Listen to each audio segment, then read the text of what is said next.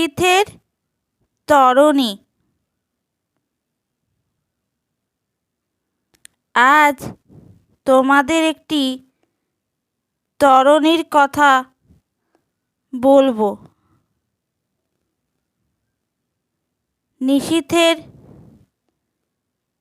তরণী। যে তরণী শুধু রাত 1টার পরই চলতো। এত রাতে কি কোনো তরণী চলে সেটা আমার জানা নেই। হয়তো চলে, সেটা যদি কোনো মানুষের তরণী না হয় তাহলে। প্রতি রাতে সেই নিশীথের তরণী একটি নির্দিষ্ট ঘাটে এসে দাঁড়ায়। তারপর সেই তরণী থেকে একটি স্ত্রীলোক বেরিয়ে আসে। সেই স্ত্রীলোকটি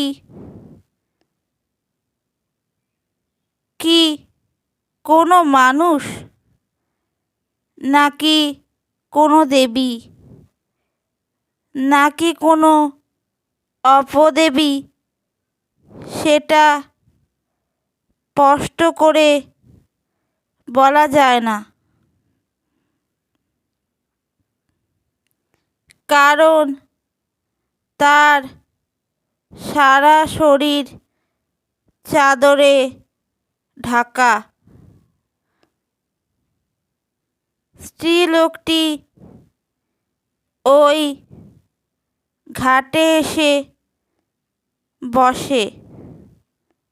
তারপর ভোর হওয়া পর্যন্ত ওখানেই বসে থাকে।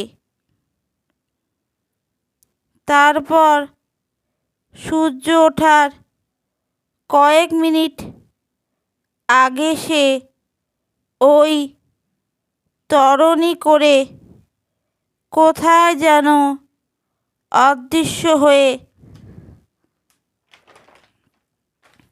যায়। আজ 100-200 বছর ধরে এই রকমই চলে আসছে। কোথা থেকে যে ওই তরণী আসে কেউ জানে না। চিত্তরঞ্জন একজন মাঝি। সে সেদিন ওই ঘাটেই বসে ছিল।